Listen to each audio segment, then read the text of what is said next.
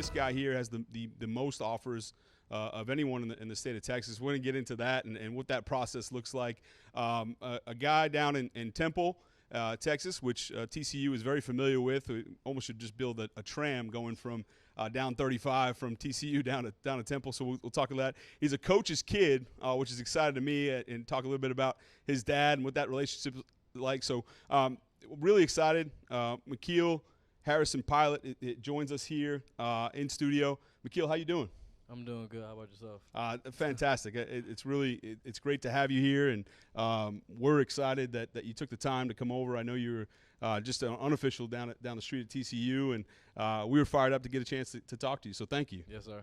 So tell us a little bit about. I know I mentioned at the opening there just about having the most offers in the state of Texas. As we all know, I think people see that and they think you're being recruited by every single one of those schools, and really, being around it, you start willing that stuff down. So for you personally, what is that process? Walk me through that, having all that hype and all those offers to sort of get down to decision time. It kind of was just like really when I was ready to when I felt that, because I mean at my first part my sophomore year when all blew up, it was like wow, it was just like getting all this love from everybody, and then I was like, it kind of got tired because I mean it's like all the coaches hitting me up, and then I was like at some point I got to get down and get ready for my list, and I think I just waited for a year to see what all came, and then that's when I found out I had the most offers in Texas, and then I was like my summer I was like gonna take my OVs, drop my top list, and just feel like I want to see who I know that's gonna talk to me a lot, and then I just kind of narrowed it down from there, just like who talks to me and like what I feel like my second home will be. Sure. Did you find that it was a tough process when you have to say no, right? When you tell somebody, they're excited, they're loving you up, and you got to tell them like, look, this isn't going to work out at your school. What is that like? It's kind of heartbreaking because I mean they've been talking to me for like a year, and it's just like me to tell them no. It's just like kind of cut that line off. It's like, dang, it's like I don't want to do it to them, but I mean it's just whatever best for me and my family at the end of the day. Absolutely, you got to do what's best, and I always tell guys, look, these coaches they hear no more than they hear yes, right? In that profession, it's a numbers game. You're out recruiting, right? So they're going to hear no a lot. So it's good that you're doing it the right way, and as a coach's kid, I'm sure that you're getting great advice from Dad. Oh yeah, he's just every step of the way. He's just there for me because he went through the same experience. I mean, he went to U of H. And it's just like the same way he's teaching me the same things that he learned and the things that he could have done better as a young adult. But yeah, he just every step of the way. And it's like it doesn't matter where I go for him. It's just like whatever feels like is best for me, and then they'll just support me all the way. Absolutely, yeah. It's good to have that as tough of a process this is to navigate. It's nice to have somebody who's been there and done it. Is he pretty active in this process, or is he kind of just sitting back and letting you do It's everything? kind of like both, but I mean it's more like him sitting back and just letting me figure it out, and then when I feel like it's ready, go talk to them, have a talk, and then put it out there that I'm ready to go wherever I want to be. So Sure, no, that makes a lot of sense, and no stranger to TCU. Like I said at the open, is no stranger to Temple. There's some guys there, and as a receiver yourself, and a guy who ran a 21.6, is that right? Yes, sir. 200 it is his PR. I asked if he had a little engine pack behind him for that. That's pretty impressive. But you must look at Quentin Johnson and say as a receiver who's looking at the draft and actually I looked today.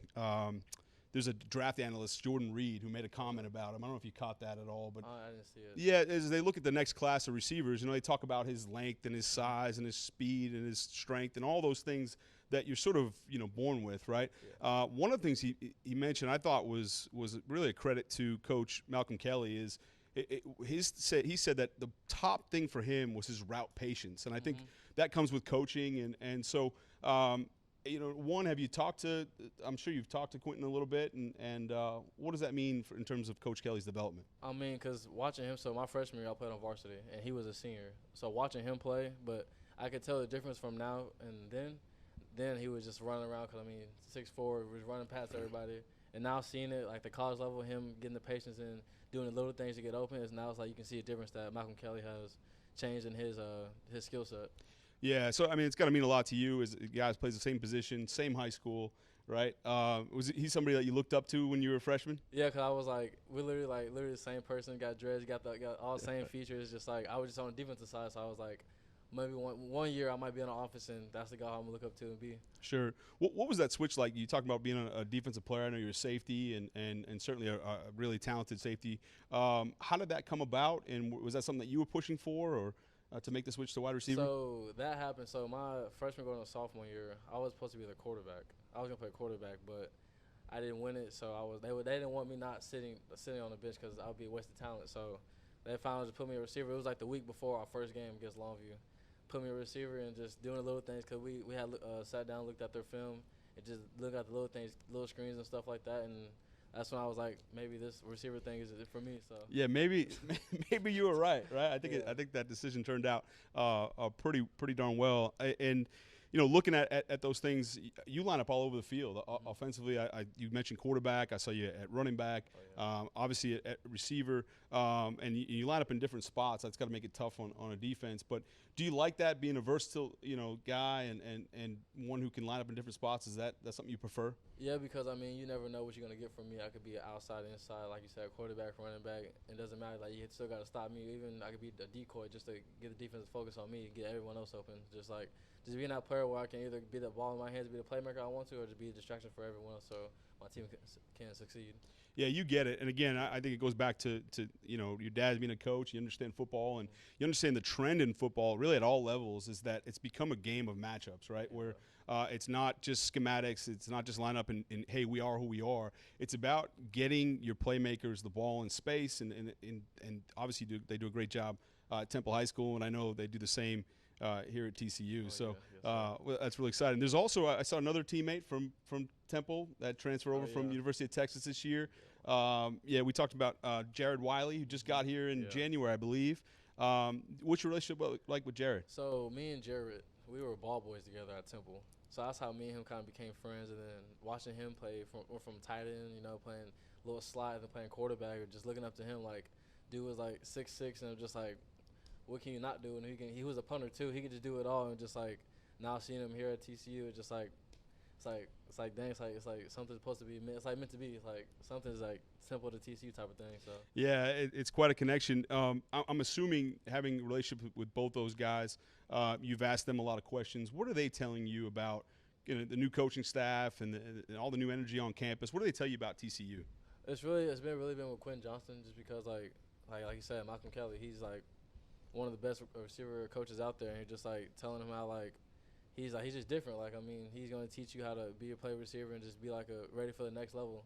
And then he's talking about the coaches, just like they all love the guys, treat you like they was your dads or like your parents, because you're far from home, you gotta like travel back, but just them being there for you. And then also with their offense, they love to throw the ball a lot. So I mean, who doesn't want to go to a team who wants to throw a ball, especially if you're a receiver? So no question. Yeah, you got to figure it out. There's no doubt. We keep getting that, talking to different commits and guys who are close to committing to TCU. Something that keeps coming up over and over is that coaches will take the time to coach you, not just yellers and screamers. And it seems to be that's gotten that word's gotten around, and big time recruits like yourself tend to gravitate towards that, I would imagine. Yeah, just with that, I mean, I would like a coach I like if I mess up, get on my butt about it, but like I want like a laid back, cool coach that played the position. He's been through it all, the same things that we've been. So just like at some point, it's like it's about that time, yell at us because we need it. But I just want like a laid back coach where he just tells you what to do, and we do our thing and just do us. Absolutely. Just switching gears a little bit, I'm just going to go through a sort of get to know you and just a quick rapid fire, whatever comes to mind. There's no right or wrong answers. So we'll just switch gears. So tell me, summer or winter? Summer, yeah. Summer.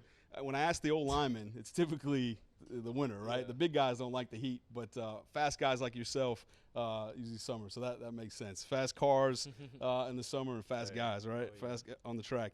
Your top fast food for you? Top fast food. Ooh. I'll probably go with Panda Express or Whataburger. Probably go Whataburger. Yeah, I mean, you're in Texas, right? You got there's no doubt. I'm originally from the Northeast, and I tell everyone about Whataburger. They're missing out in the rest of the country, for sure. That's the best thing right Absolutely. What's your favorite hobby outside of football? I know you mentioned you do track and baseball, which is a lot. But favorite hobby outside of sports is something you enjoy doing? Playing the game when I can, just like I said, hanging out with my family, you know, because when I get home, it's probably like 7, 8 o'clock. So my little brother's probably about time to get ready to go to bed and stuff. But yeah, just trying to play the game, hang out, play with my friends and stuff. So Awesome. probably one thing I like to get away and do. That's great. You mentioned having a brother. How old's your younger brother? So I have 6 siblings. Okay. So I have 2 on my dad's side. He's a 6-year-old. And then I have a 1-year-old. Okay. On my mother's side, I have a 14, 13. No, check that. 15, 13, 10, and a 1-year-old. Okay, so you're the oldest. Yeah, and I have a 1-year-old. Well, I have one sister. That's the 1-year-old on my mom's side. That's awesome. Yeah. That's great. I mean, what I'll say is all those young kids, it's really special and unique to have someone like yourself to look up to and guy doing things the right way. Yeah. And so that's really great to hear. Yes, tell me when you think about success, right, how do you define success? What is success to you? I think just like, so when you have goals for yourself and then just achieving those goals, like each individual goal, I think that's like success right there for me. Just having that mindset of that I'm gonna get everything that I want, and then when I get it done, then that's when I know I did what I did and did my best. Yeah, no, for sure. I think that's a great perspective to have, and whatever those things are, have attainable goals, but obviously you want to put them out there where they're high, right? Reach high. That's good. You have any superstitions before games or anything that you do prior to a game that's consistent? I like to listen to my music. It gets like, I listen to throwback music. That's like one thing I do, listen to throwback music. I don't know what it is about it, but I just like to listen to it. And then when I get out there and just like, I always tell myself they can't stop you. That's one thing I like. They can't stop me. They won't stop you. And it's just always repeat it over and over until, kickoff. So when you say throwback music, we talking how far back now? Don't make me feel too old. Is this the 90s? Early 2000s. Late 90s, early 2000s. That okay. Era. All right, I love it, man. Yeah. I mean, that's right in my wheelhouse. So I didn't want you to make me feel too old. No. Okay. All right. Well, good. No, I like that as well. So you talk about music, and that leads me to my next question. What type of stuff are you consuming? Whether it be music, you just got into that, but any other, whether it's books, podcasts, Netflix, TV shows. What else you got going on over at your house? Netflix is one thing. I like to watch Netflix. Like every new thing that's out there, or even old things. Like one thing I like to do is action movies, like army movies. Just seeing people shoot each other. Just like, I don't know what it is. I just like it. Then the scary movies, just get a little jump scare out of me, just whenever I need it. But yeah, or even sports movies. Sure. So that's probably my top 3 genres right there. Yeah, everything you do fast with a bunch of energy running around. Yeah. So it makes a lot of sense, right? Slowing it down just a little bit, and feel free to expand on this answer as much as you'd like. But something we ask everybody before we close here, that's come to the studio. What's your favorite thing about football? And it could be on and off the field, but what's your favorite thing? I think so. It's like that's where I can go and like if I have like a bad day, I can just go on the field and just do anything, and it's just like it's gonna relieve all the stress from me and just like make me feel good again, and then it just brings me peace. So that's why I love it playing so much. It just brings me peace, and I love just doing it. So that's a great answer. Just having the football field is sort of your getaway and your sanctuary, right? To get away from it all. Yeah, I love that. I feel the same way when you step on the turf. So that's why we put the turf here. So that way there you can feel that peace, right? On Dissecting the Frogs. Well, good. Listen, Makil, it's been an absolute pleasure to have you on set, and you are welcome back here anytime. Any kind of timeline for you in terms of making a decision? I know you get asked that probably the most, but I don't know. I just kind of do it like whenever I'm ready. So it could be maybe it could be next week, maybe it could be like a few months from now, but just whenever I feel like it's ready for me. Okay. So. And I have to ask you this before we close: is there anything about TCU, or why is it TCU that's still in the mix here for you? What's it about TCU that you feel so special?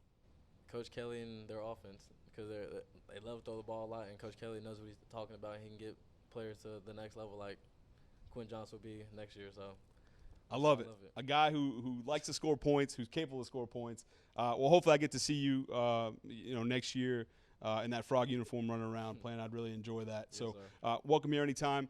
Until next episode of Dissecting the Frogs, I'm Coach Dave Beaudin for Makil, Harrison Pilot. This has been Dissecting the Frogs. Join us next time. Thank you.